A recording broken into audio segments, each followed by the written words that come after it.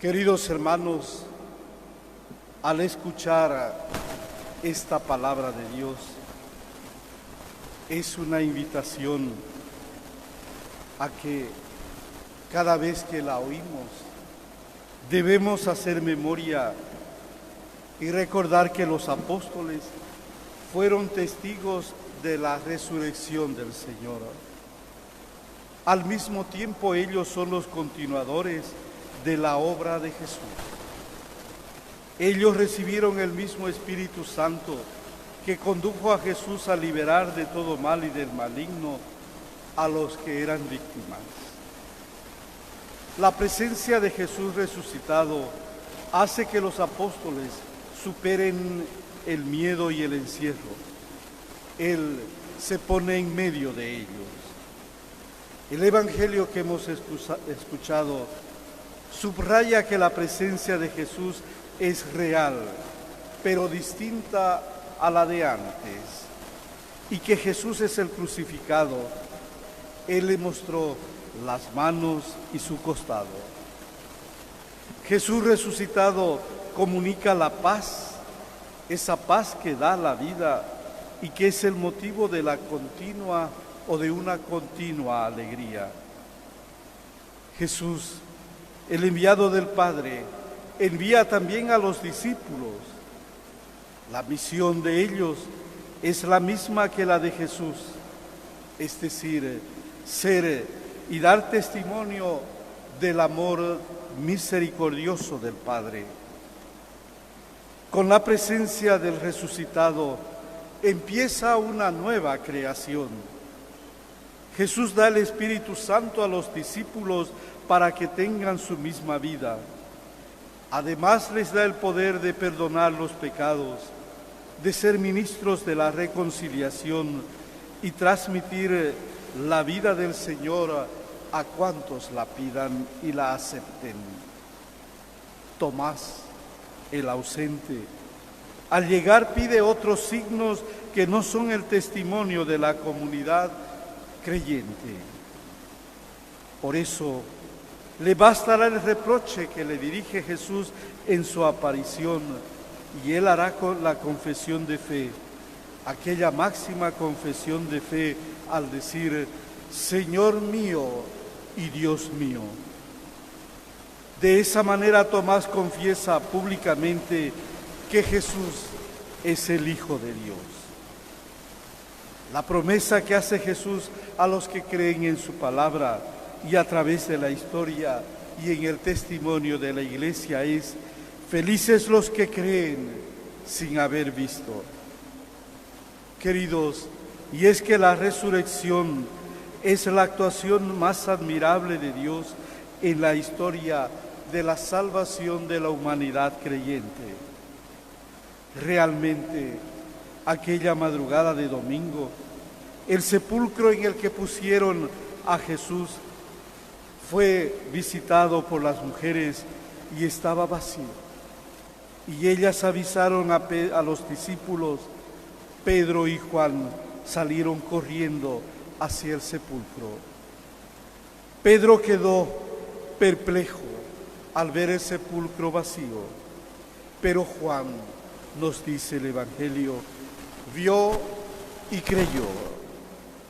Y es que su acto de fe, el acto de fe de Juan, nos invita a nosotros también a creer la buena noticia que desde entonces se viene anunciando en la Iglesia. Y esa buena noticia es que Jesús ha resucitado. Queridos, si Jesús ha resucitado, esto quiere decir que el mal y los malos no tienen la última palabra en la historia de la humanidad. Los que metieron a Jesús en el sepulcro con sus artimañas y mentiras no tienen la última y definitiva palabra. El mundo, la historia no está en manos de intereses de los que se creen los dueños y deciden sin tener en cuenta en muchas ocasiones del pueblo pobre. Esta es una buena noticia para unos y es una mala noticia para otros. Depende de la honestidad con que estemos viviendo nuestra vida de fe, o depende de qué parte estemos, si de parte del bien o de parte del mal. Démonos cuenta que el mundo, la historia y los pueblos no están en manos de los que no dudan en mentir, de robar, engañar para salirse con la suya y aprovecharse de la ocasión. El mundo y la historia está en manos de Dios y su justicia. Dios que dio la razón a su Hijo, por eso lo resucitó.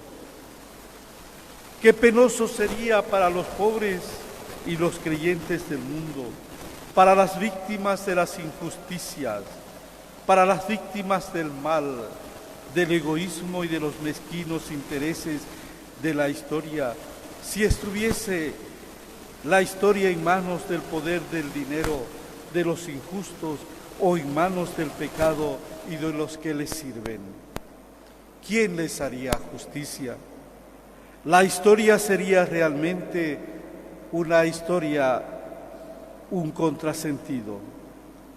Pero Dios es el que da sentido y Él es la garantía cierta de que triunfará el bien, triunfará la justicia, triunfará la honestidad, en definitiva, triunfará Dios y con Él todos los que le sirven, todos los que sirven a la verdad en este mundo. Por eso, queridos hermanos, hoy proclamamos que Cristo ha resucitado y que la muerte no es el final.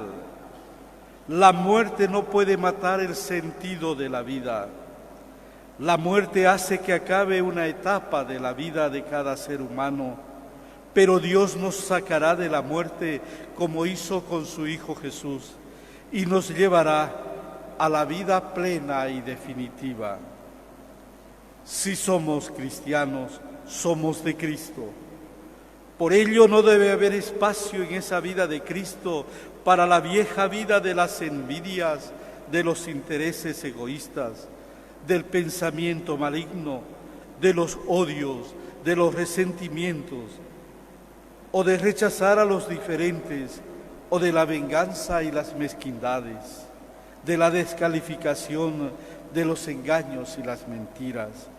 Si somos de Cristo, si somos cristianos, somos de Cristo, porque la vida nueva tiene que verificarse en una vida de amor, de perdón, de servicio, de honestidad, de caridad, de compasión y tolerancia.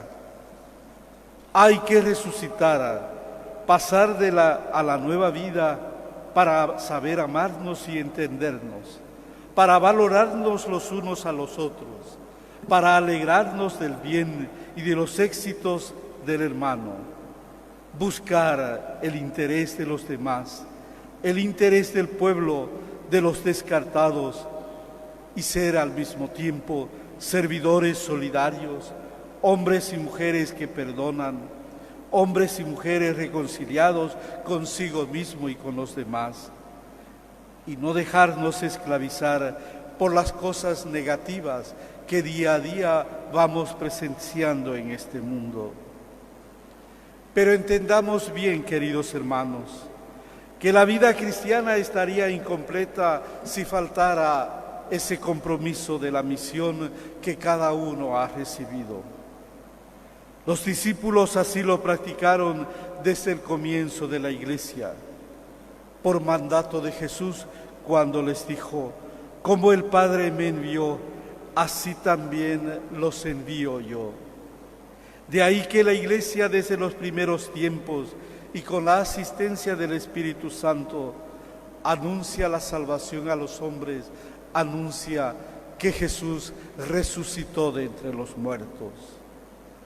Queridos hermanos, que el Espíritu de Cristo resucitado nos resucite también a nosotros a una nueva vida y eterna.